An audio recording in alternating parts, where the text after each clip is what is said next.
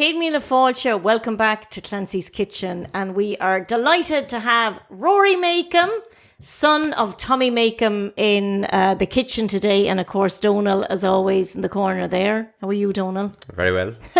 Good stuff. Rory, we are thrilled to have you, and of course yourself and Donal are doing a tour around Ireland at the moment. We are, if they'll have us, we'll be there. They'll have you every time, I promise you. We'll talk about that in a moment, but first, let us know a little bit about yourself, Rory. Grown up in, now, Dover, New Hampshire. Dover, am I New right Hampshire. in saying? Yeah. Well, I was and do born you know why that stands out in my mind? Why is that? Because Donal's sister Siobhan and I were besties, and we'd always write letters back and forth to each other, and it was always to Dover, New Hampshire. Dover, New Hampshire, and I had yeah. this sort of image in my head of exotic Dover, New Hampshire. But how was it for young Rory Makem, son of Tommy Makem, to grow up in Dover, New Hampshire? Well, we never thought twice about it. I was born in Drogheda, and you were born in Drogheda? Born in Drogheda, yeah. Wow. And we lived in a small village just south of Dundalk called Dromiskin. Right. And we lived there until we moved to America in 1972. And we moved to Dover because all of the people from around Cady, where my father was from, yes, they were mill workers, weavers and spinners in the linen trade. And a man way back in the late 1800s was opening a mill in Dover, New Hampshire. There's a lot of rivers that run through the New England area. Right. And a lot of cotton mills went up, and they were looking for experienced weavers and spinners. And they ended up in Cady and took half the town away, and a lot of people from Aniella and parts of Monaghan. And they all ended up in Dover. So hold on, there was a connection between Cady, Armagh and Dover, New Hampshire. Yes, absolutely. And that's what brought your dad there. That is what brought us there. Well, my granny had the 4 brothers and 2 sisters. Right. And they all had plans to go to America, and all of them did but my granny. And they all moved to Dover, New Hampshire. You're kidding. So it wasn't just a random... Nothing random about it, no. My father, when he first moved in 1955, December 5th, 1955, he emigrated first. And my cousin Johnny Boyle picked him up at Logan Airport, and he moved in with Aunt Annie, who was my granny's sister. And Tommy Hardiman got moved out of his bed, and my father got his ration of spuds. And he never forgave him for the rest of his life. And brilliant. That's why we ended up in Dover. That is amazing. And I think at one point, when the Clancys were living in Calgary, my father and Liam were getting a lot of work in America, and so Liam decided to take the family to move to Dover. And Liam's wife, Kim, called my mother and said, "Go buy us a house." And she found her a house on Dover Point Road. And even every time I drive by it still, right, that's the Clancy's house. Somebody painted it. You're kidding. Yeah. So give us an idea of what it was like for you. Where do you come in the family? I am the baby. You're the baba. I am. Right? Yeah. Okay. You have 2 brothers and a sister? 2 brothers and a sister. My sister's the oldest. She was born in Queens, New York. Okay. And they moved back to Ireland after she was born. And your mom, sorry, Rory, so Mary Makem, where did Mary, was she of Irish descent? Oh, yes. Her father, Patrick Shanahan from Listowel, was a very important man in Irish history. Go on, tell us more. They wouldn't know his name. I remember I was graduating from high school, and there was a book. When I got home from the party, there was a book on my bed, and there was a note in it. I won't give you all of it, but it said, "I can't believe I'm giving a book to my one son who would rather experience something than read about it." Oh, wow. She said, "And I know you're very proud of your father and his mother and that family, but I want you to know that my side of the family is important too. They might not be household names." Right. And the book was Carl Spindler's The Mystery of the Casementship. Wow. And because my grandfather, Patrick, was one of the men who was sent out to collect casement. Yes. And he was arrested that night. Yeah. And he was sent to prison in Limerick. And then he fought for independence. And I found years later, I was looking through my parents' bookcase, and I opened an old book, and a letter fell out. Mm-hmm. And it was on this faded yellow paper, handwritten by Patrick Walsh. Yes. Allowing my grandfather to leave the country. He'd done his duty, and he needed to go to America to help support the farm in Listowel. Signed by Patrick Walsh 2 weeks before the ambush at Knockanoor, where he was murdered with the amazing. Dalton boys. Wow. I have a feeling my grandfather would have been with them, but he left for America that day. Yeah. Isn't that incredible? So my mother was very proud of that. So you're steeped in it. Steeped in it, I suppose. Yeah. Yeah. But I grew up in America with Yeah. television and McDonald's hamburgers. Well, tell us about that. Tell us about young Rory Makem. What were well, your what's to tell? influences? Was it a house? It must have been a household of music and You know, by the talk time I and came storytelling. along, my mother admitted to me when I was in my 20s that she'd given up parenting by the time I came along. She was done. So I was on my own. And at a very young age, I really took to the folk music. Yeah. I was 11 or 12 years old, and I found my father's record collection. I remember he had it when, in the 1970s, we moved to America with a German shepherd, Sam. She had to be boarded with the British Army. They had to, Okay. quarantine them. Okay. And she was trained as an army dog, but Right. she had a litter of pups, and my Okay. father and Uncle Barney built a little bed for her. And then Yeah. after the pups were raised, he turned it on its side, and that's where he kept his records, and they were always falling out. Yeah. And I would go through them, and I picked out Weavers, Right. of course, the old Clancy brothers and Tommy Makem, Yeah. and Your Father and Peg. I love that record. Yeah. And Woody Guthrie, Yeah. and the Kingston Trio. Wow. And I'd go in my room when all my friends were listening to Van Halen and the Bee Gees, and I was listening to all this old folk music. And then I got into the Coreys. And then mysteriously, an extra banjo ended up in the house, and my father showed me a few chords. Yeah.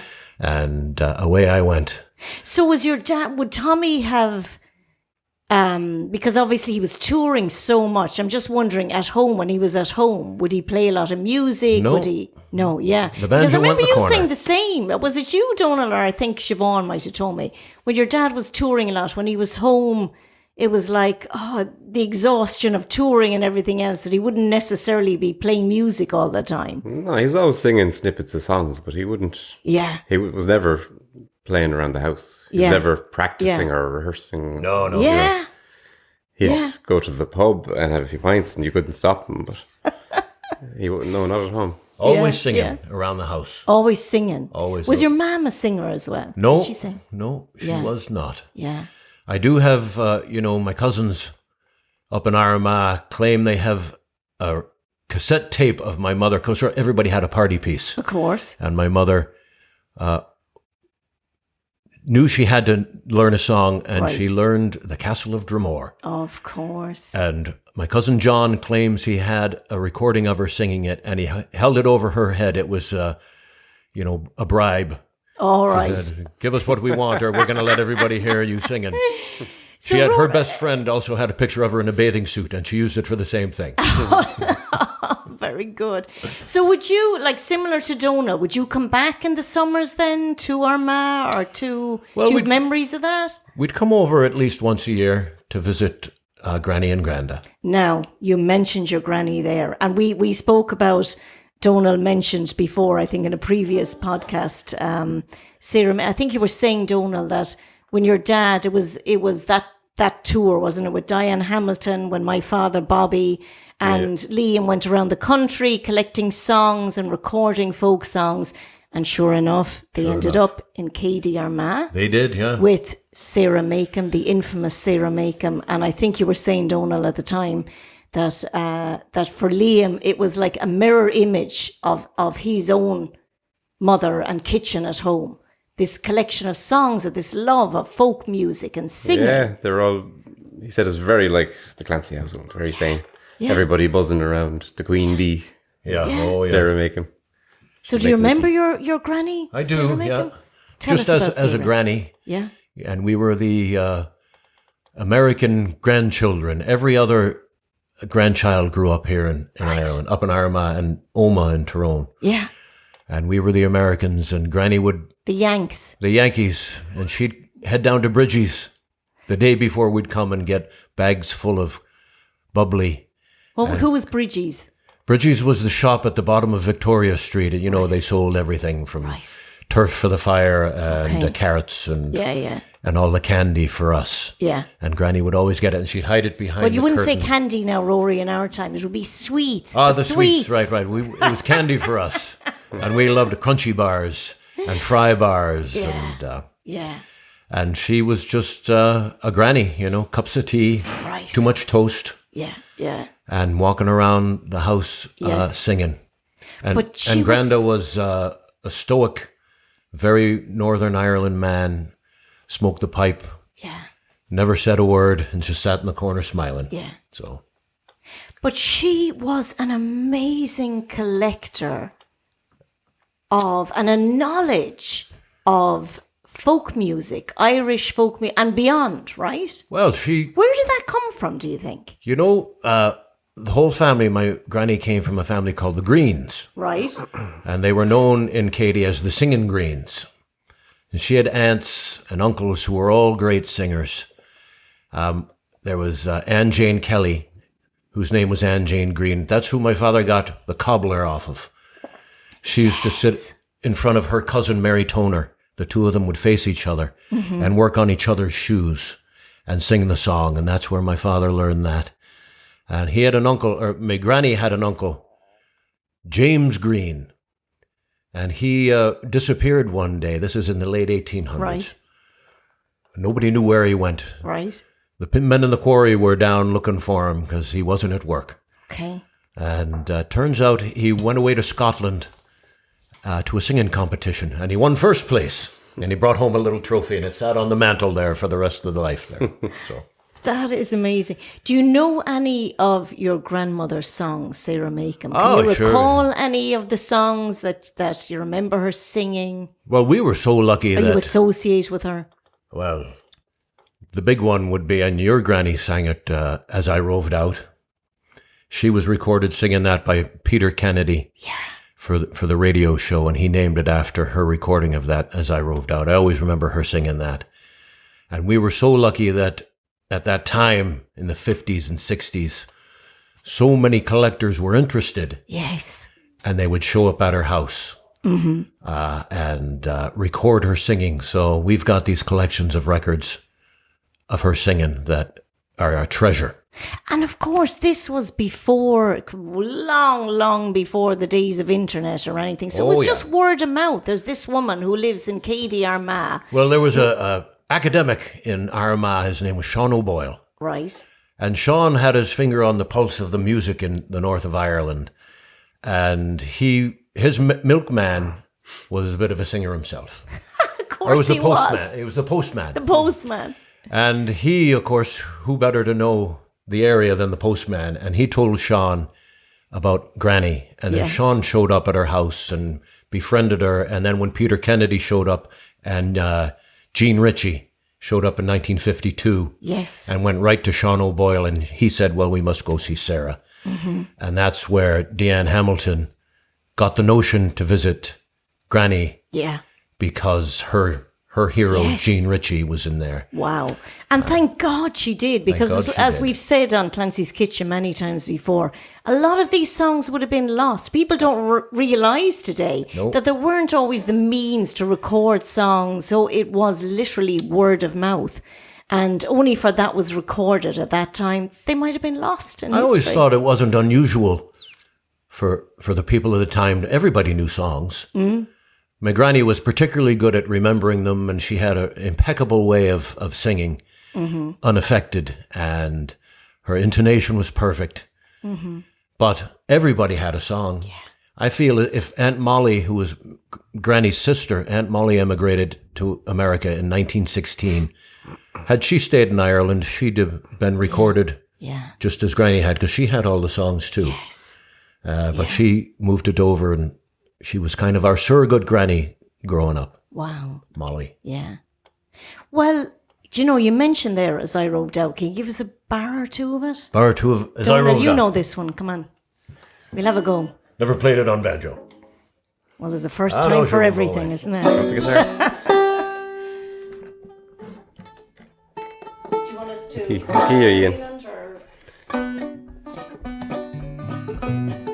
B minor, anyway.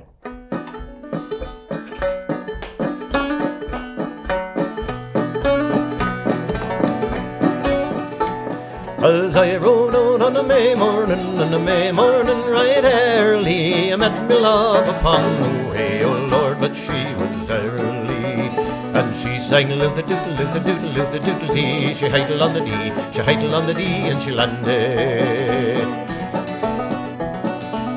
Her boots were black and her stockings white, and her buckles shone like silver. She had a dark and a rolling eye, and her earrings tipped her shoulders. And she sang live-a-doodle, live-a-doodle, live-a-doodle-dee, and she hidled on the dee, and she hidled on the dee, and she landed. What age are you, me bonny wee girl? What age are you, me honey? Modestly she answered me, I'll be 17 next Sunday.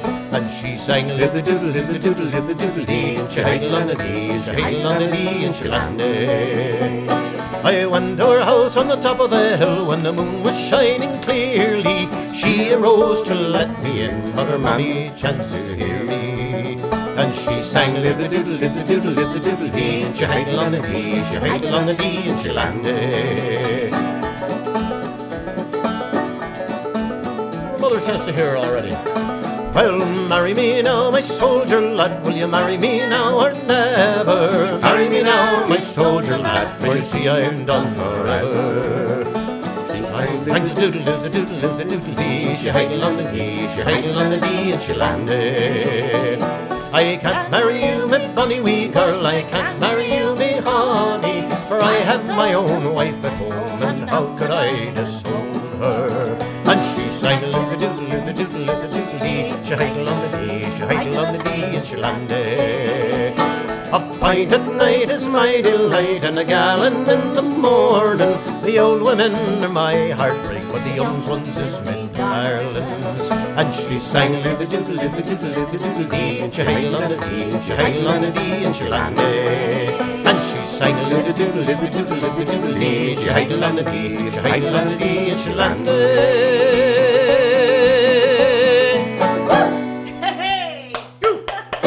We got through it. Fabulous. Hi, everyone. We really hope you're enjoying listening or watching Clancy's Kitchen, the podcast. To enable us to continue making more content, please look at our website, www.clancyskitchen.com, where you will be able to donate to Patreon or Ko-fi. It would be much appreciated. Thank you very much. Geez, that was a lovely version there on banjo of As I Roved Out. Just bang her out. Yeah, I know. That's the beauty of this, isn't it? Just I remember we were at a party, you know, and my brothers and I hear all our great friends who could really play. And if we tried to arrange a song, my father said, just sing the bloody song. Exactly. You know, don't get fancy with it. Yeah. Do you know what? You reminded me now. When I went over to Boston I was in Boston as a child, but I remember going back in 92. My sister Aoife was over there. And I did the typical Irish immigrant thing of, sure, I'll go over for a week or two, and ended up staying on in the States for 5 years. But anyway, Shinshke Lela. But I remember that summer, it must have been the summer of 92. The Makem brothers were playing, it was the Tall Ships. I remember, Do you remember it this? vividly, yeah. Ralph Garrett handing us Ralph bus tokens. Exactly. And I remember us going down because we were staying with Ralph and Ellen. God bless them. They were so good to us. Fabulous people. I mean, me who came over for, you know, a holiday type of thing and ended up living in their apartment in I think it was Davis Square. Above the insurance agency. Exactly, for another couple of years. But I remember seeing, you must have been playing with, it was the Makem brothers. Yeah. Who were playing at the Tall Ships Festival. I remember it. I remember saying to Aoife, hey, why don't we, let's approach them and you know, suggest like, let's do the Clancy sisters and the Makem brothers. And Aoife's like, nah. No, we're not doing that. Think of where we could have been now, That's Róisín. really cheesy. We're not doing that. We should have done it. I should have done Could it. we still do it, Rory? Is it too late for us? Absolutely. Never too late. Never too late. So you played with your brothers. I did, yeah. For a number of years. Well, my brother Shane was at school outside Boston. Right. An Irish college, Stonehill College. Father Bartley McFadden was the president. And his roommate worked at an Irish bar in Easton or Brockton called the Black Star. I forget the name. And the owner found out who his roommate was and asked if he wanted to play a gig at the place. And so Shane called me and I said, oh, geez, that'd be great. This was November. And we got instruments for Christmas and we played the gig on February 2nd. We were brutally bad. But, you know, that's when I saw the road to my riches. So was it always going to be music for you? Did you feel that from an early age, that For this me, is something I want to do with my life? I still find it very important to do, and it's what I always wanted to do, and it's my only marketable skill. So it's what I always intended to do. My mother wanted a car mechanic or a carpenter, and she got a folk singer. As they say, something to fall back Something, on, something secure to fall Well, back my wife on. is the same way now. But Yeah, so we're all the same way. Such is the industry. So speaking of which, like since the time of Makem and Clancy, and I remember you mentioned earlier your father's son, the cobbler, which was of course infamous from God, Tommy. I mean, such a unique and very distinctive voice. No one I know of sang like Tommy Makem, you know. And I remember being in the Royal Theatre in Waterford as a young woman, and seeing Liam and Tommy performing the cobbler, and just being transfixed with. yeah. They were actors. It was the first song Liam ever saw my father sing. But they were actors. They were Rory, actors, weren't they? yeah. I remember you saying this, Donal, that's in the early days.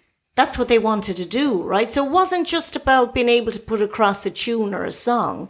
They That was actually just what they did. invested in how they presented it. The songs. The Selkie song. Peter Kagan in the Wind. Yeah. Gordon Bach. Oh my God! It would just transfix an I thought that audience. was really what set them apart from other people, was their skill, their acting. Yeah. You know, if you don't believe a song, don't sing it. Yeah. And my father grew up the same way as your father and his brothers, where the theatre in the small rural villages in Ireland, the theatre was something you just did, and it brought sunshine in the dead of winter for them. Yeah. And my father went around, he told me the biggest trip they ever took was to Athlone for an acting competition. And then in 1954, he went up to Belfast, and Sir Hugh Hunt was the adjudicator. And my father won the competition, and Hugh Hunt asked him to go to London to join the Old Vic. Right. And my father thought about it, and he said, there are too many good actors in London, I'm going to go to America.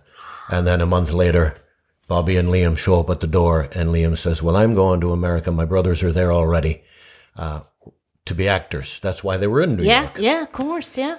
And Tom and Paddy had started these small... Cherry Lane Theatre. Sheridan Square, Circle in the Square. And after the plays, they were putting on concerts. Folk music was becoming, huge at the time, Washington Square Park. And so my father took down Paddy's address, and Paddy and Kenny Goldstein and Deanne Hamilton had started Tradition Records by this time. And my father emigrated and went right to Dover with the intention of making some money and going down to New York. Mm-hmm. And that January, he hurt his hand in an industrial accident in a place called Kidder Press. And so he had his arm in a sling and he couldn't work. So he went down to New York and called Liam. And he said, well, Paddy's got a concert on tonight. And it was at Circle in the Square. And so Paddy said, Tommy, would you come and sing a few songs? And he did. And he had his hand in a sling. And I think he sang Little Beggar Man. And I don't remember the second one. But afterwards, these two men came up to him and said, are you really Sarah Makem's son? Oh, I am. We would love to meet her.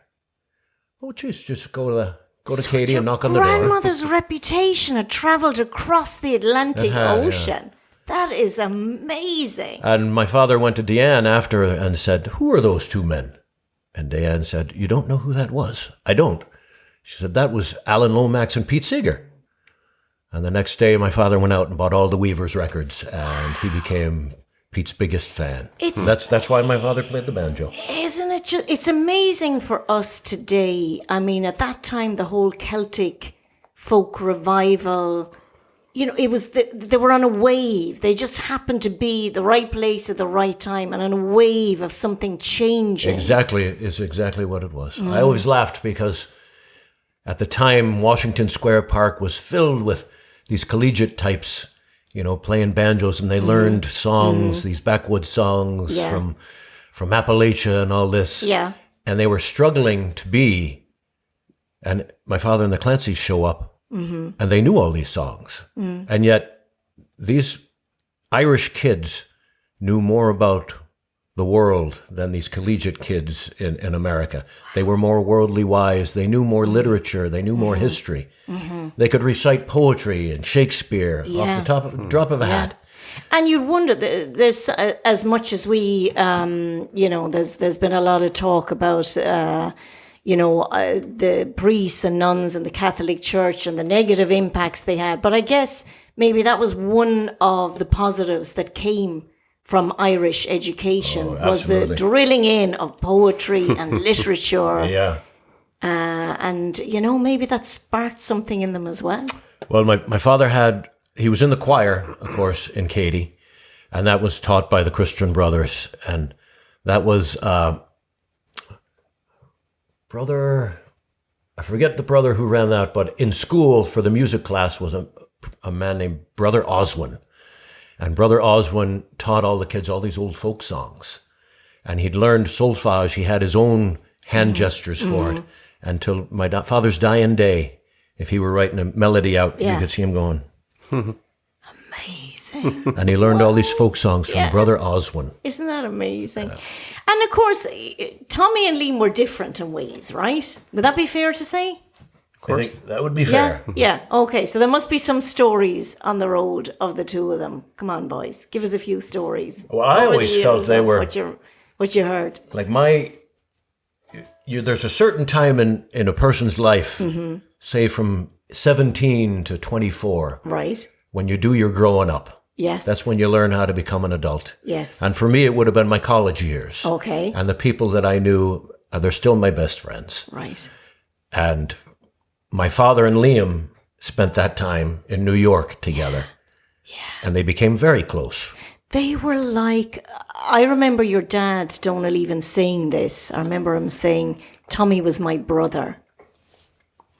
It wasn't just he was a friend. It was like he was his brother. Well, it's like that when you're on the road with people for so long and you're in each other's space so much. Yeah. It's like a marriage or a brotherhood or... And Paddy and Tom were so much older than Liam and had seen the world before Liam even left Carrick. Yes. Donal told me that I had no idea before even moving to America. I knew they were in the Air Force, and then Paddy was panning for gold on the Amazon River or something like that. He was he? Wow. I can't remember all the details, but... God, there were some chancellors, weren't they? They had full lives behind them at that stage. And my father said, well, I think Paddy and Tom went to Toronto first, and then to Cleveland, where Tom drove a taxi, and Paddy worked in a cardboard box factory, designing boxes for hats, like there was a hat company. There's a famous story about Tom, isn't there, where his acting agent called him saying, there's a part coming up, how tall are you? And Tom said, how tall do I need to be? I mean, it's amazing, isn't it, back then? You just, whatever it was, you chance your arm, you do it. Yeah. We're talking about Liam and Tommy there. Give us a song. You must do this in your set. One of the kind of seminal songs that the boys did together. Well, do one of your dad's songs. All right. Rambles. Oh, sure. Tommy wrote some great songs. Of course he did. So many of them. Yeah. He did. He told me one time, I toured with him quite a bit.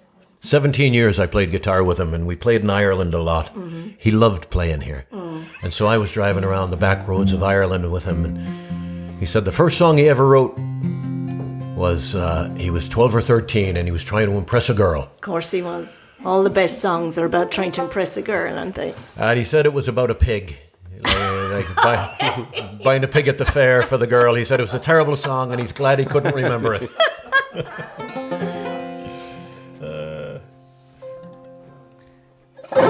There's a piercing wintry breeze blowing through the button trees, and I've buttoned up my coat to keep me warm. But the days are on the mend, and I'm on the road again, with my fiddle snuggled close beneath my arm. I've a fine felt hat and a strong pair of brogues. I have rosin in my pocket for me bow, and my fiddle strings are new, and I've learned a tune or two, so I'm well prepared to ramble and must go. I'm as happy as a king when I catch a breath of spring, and the grass is turning green as winter ends. And the geese are on the wing, and the thrushes start to sing, and I'm headed down the road to see my friends. I have a fine felt hat and a strong pair of brogues. I have rosin in my pocket for me bow, and my fiddle strings are new, and I've learned a tune or two, so I'm well prepared to ramble and must go. I have friends in every town as I ramble up and down, making music at the markets and the fairs. Through the donkeys and the creels and the farmers making deals, and the yellow-headed tinkers selling wares. I have a fine felt hat and a strong pair of brogues. I have rosin in my pocket for me bow, and my fiddle strings are new, and I've learned a tune or two, so I'm well prepared to ramble and must go. Here's a health to one and all, to the big and to the small, to the rich and poor alike, and foe and friend. And when we return again, may our foes have turned to friends. May peace and joy be with you until then. I have a fine felt hat and a strong pair of brogues. I have rosin in my pocket for me bow, and my fiddle strings are new, and I've learned a tune or two, so I'm well prepared to ramble and must go. I have a fine felt hat and a strong pair of brogues. I have rosin in my pocket for me bow, and my fiddle strings are new, and I've learned a tune or two, so I'm well prepared to ramble and must go. Hey, go. Fabulous. God, I'd forgotten about that song. It's a brilliant song. Great song. Jesus, so that brings me back to like the days of going to concerts in the Theatre Royal in Waterford and seeing the boys. Yeah, that Amazing. differentiated them a lot, well, from the original Clancy brothers and Tommy Makem. Yeah. A lot of those Yeah. songs that Tommy wrote, because Yeah. it's in the same vein, same tradition. Yeah. So speaking of that, like how obviously you're carrying the legacy on, boys, and it's an amazing thing that you're doing. But you're also, you know, you're your own artists in your own unique way as well. What is it like to carry on that legacy of the legends that were your fathers and yet make it your own? Come on, Donal. What do you have to say about this? Well, we don't. Rory, when he's on his own, he has all the music he's interested in. When I'm on my own, I have all the other stuff I'm interested in. And so far, when we get together, we just have the stuff. We just do the stuff we have in common that we both enjoy doing. So, I think we spent so much time in our early careers. We've both been doing this a long time, and we made our own way, and it just fell together. We kind of grew up the same way. We grew up, certainly, for me, the Clancy brothers and Tommy Makem had ended just before I was born. And I wouldn't have remembered my father's solo years there in the early 70s. And when I was really coming into recognizing what was going on, it was Makem and Clancy, you know, Liam and my father. And I would see them. I went to hundreds of concerts, and it was just watching these two. I lionized them both. They were just on a pedestal to me. And the songs just were so important to me, you know. Yes. Yeah. All my friends learning, you know, they knew all the hits of the 70s, but I knew, you know, Rising of the Moon and Roddy McCorley and my father, recitations and poems were so important in their show. Yes. And when I got to college, I took a course on, you know, poetry. And every Friday, students had to recite a poem, you know, and all these kids were trying to learn them, and they were cheating and reading them. I had all these poems, and the professor said, "You should have been teaching this course." And I said, "No, I shouldn't. I mean, these were just osmosis is how I learned them." Yeah. So. well, it was interesting the first time we ever sang together, because when I released a recording of a lot of the older family songs, and everybody was saying to me, yourself and Rory should do something together. And Joni Madden of Cherished Ladies offered us a gig on one of her cruises. So I was playing over at the Milwaukee Irish Festival on my own. And Rory lives nearby, like an hour away. So he said he'd come up and we'd have a talk about what we might do. Yeah. So I said, do you have your banjo in the car? And he said, I do. I said, we'll come up on stage and we'll do some stuff together. And because he had toured for 17 years with his father, and I had toured for a number of years with mine, Yes. we just sang the songs and we had the same phrasing and the same, That you is know, the amazing, same isn't adaptations it? of the songs. Yeah. So there was never any sitting down and ironing it all out involved. It was just we haven't rehearsed yet. We've been at it for a few years. Don't want to mess it up. No, but that makes sense, doesn't it? It's the spontaneity of that. Yeah, exactly. I mean, something that's almost that you're bringing from. It's as you said there, Rory.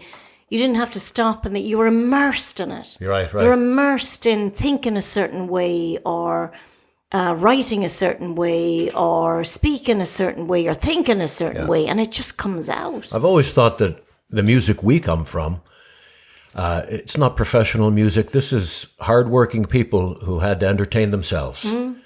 And when you got together, and mostly up in Katy anyway, there was no singing in pubs. I mean, music in pubs is a relatively new innovation. It's the same down here. You'd be hunted, as they say, if you went to try and sing a song. There's no singing in here. So it was, my granny would call it the foot parlor. Yes. You know, or, you know, it'd be after work and all your chores are done, everybody would gather and sing songs or play a tune or a bit of a dance or a recitation, and they'd all go back to their homes and go to bed and do everything the next day. And that's the tradition we came from. Yeah. And the songs, when you just start singing a song, and you know your friend sings a song, so you sing along with them, and there's no arrangements, and you bang her out. How important Very is all important. of this to you then, Rory? So important. And there's not a lot of people still doing it the old way. Yeah. You know, and banjos and guitars are a new innovation to the music, you know, but it suits it and it suits me. And I'll keep doing it till they pry it from my fingers. Well, we hope you do. We really hope you do, because it's so important. Because I think the industry has changed. It has. Since the days of Makem and Clancy and the Clancy brothers and Tommy Makem, you know, the industry inevitably has changed. But what is so apparent with both of you is the heart you have for it. So keep going, boys, because we need it. Thank you. Thank you so much. Will you sing us out with something? Anything, whatever you want, whatever is meaningful to you. You'll join us. What will we? Yeah, anything. What will we try? What do we do? Your choice, Rory. My Go choice. on, Rory. Yes. Pressure is on. Clancy brothers and Tommy Makem. All right. Anything. The boys. Brilliant might join us We'll over do there Brendan as on well, more singing. anyway. Surely. Yeah. Why not? I feel really envious listening to you. You feel like being in the kitchen with your lads. It's fantastic. Yeah, that's what it's all about, isn't it? I believe all of the Clancys would have collected this song together, wouldn't they, Donal? They did indeed up. I know we've done it with Clancy's Kitchen before. Yeah, they would have gone up to Ballypatrick at the footage leaving them on. And they heard an old fella singing it.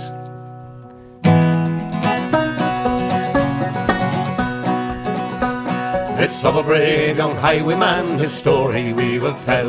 His name was Willie Brennan, and in Ireland he did dwell. 'Twas on the Kilworth Mountains he commenced his wild career, when many a wealthy nobleman before him shook with fear. And it's Brennan on the moor, Brennan on the moor, bold, brave and undaunted was young Brennan on the moor. One day upon the highway as Willie he went down, he met the Mayor of Cashel a mile outside the town. The Mayor he knew his features, and to him, young man, said he, your name is Willie Brennan, you must come along with me. And it's Brennan on the moor, Brennan on the moor, bold, brave and undaunted was young Brennan on the moor. Now Brennan's wife had gone to town, provisions for to buy, and when she saw her Willie, she commenced to weep and cry. Said, hand me that tenpenny as soon as Willie spoke. She handed him the blunderbuss from underneath her coat. For young Brennan on the moor, Brennan on the moor, bold, brave and undaunted was young Brennan on the moor. Now with that loaded blunderbuss, the truth I will unfold. He made the mayor to tremble and robbed him of his gold. £100 was offered for his apprehension there, but he with horse and saddle to the mountains did repair. Did young Brennan on the moor, Brennan on the moor, bold, brave and undaunted was young Brennan on the moor. Now Brennan being an outlaw upon the mountains high, the cavalry and infantry to take him they did try, but he laughed at them with scorn until at last was said, by a false-hearted woman he was cruelly betrayed. Was young Brennan on the moor, Brennan on the moor, bold, brave and undaunted was young Brennan on the moor. They took Brennan to the crossroads and there he hung and died. But still they say that in the night there's some that see him ride. They see him with his blunderbuss all in the midnight chill, as all along the King's Highway,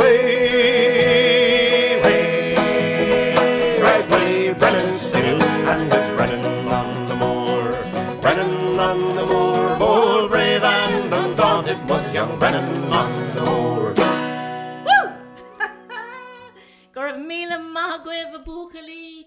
Thank you very much. It's been fantastic to have Rory Makem with us in studio today. Rory, will you see us again when you're back in Ireland? Absolutely. Yeah. I wish we could stay all evening. Oh, sure, we could. We could be hours and hours at it. Could, yeah. Gorv Míle Maithagüibh, see you again on Clancy's Kitchen. Slán agus Bannacht.